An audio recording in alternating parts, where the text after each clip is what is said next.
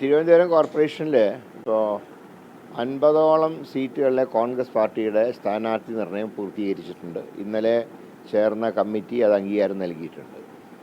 അതേസമയത്ത് ഘടകകക്ഷികളുമായിട്ടുള്ള ചർച്ചകൾ നടന്നുകൊണ്ടിരിക്കുകയാണ്. അതിൽ RSP, കേരള കോൺഗ്രസ് ജേക്കബ് വിഭാഗം മൂന്ന് പാർട്ടികളുമായിട്ടുള്ള ചർച്ച പൂർത്തിയായി കഴിഞ്ഞു. അത് മുസ്ലിം ലീഗുമായിട്ടുള്ള കേരള കോൺഗ്രസുമായിട്ടുള്ള ചർച്ച നടക്കുകയാണ്. ഇന്നോ നാളെയായിട്ട് തന്നെ അത് പരിഹരിച്ചു കഴിഞ്ഞാൽ ആദ്യ ലിസ്റ്റ് നാളെ തന്നെ പുറത്തിറക്കും.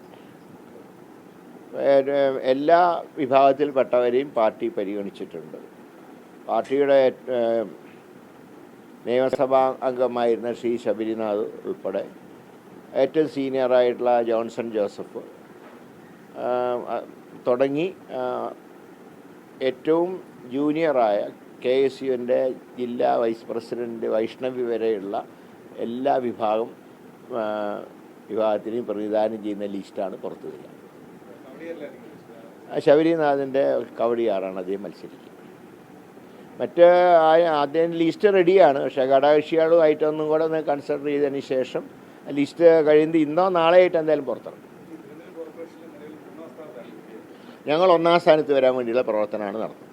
അതുകൊണ്ടാണ് എനിക്ക് തോന്നുന്നത് ആദ്യ ലിസ്റ്റ് റെഡിയായത് കോൺഗ്രസിൻ്റെയും UDFൻ്റെയാണ്.